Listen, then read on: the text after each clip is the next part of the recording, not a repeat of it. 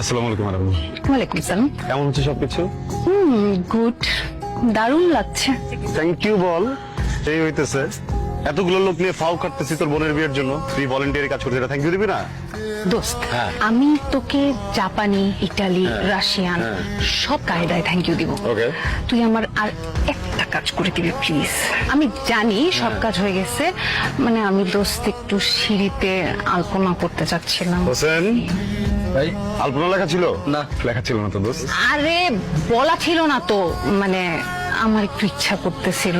Please দিলি না মামা? হ্যান্ড লাগবে। আরে মামা, তুই এগুলো কোনো চিন্তাই করিস না। মানে আমার যতগুলা কাজিন আসছে বিয়ে খাইতে, সবগুলাকে তোর পিছনে লাগাই দেব। তোর কাজিন দিয়ে আমি কি করবো? আমার কিছু লাগতে হবে না তো।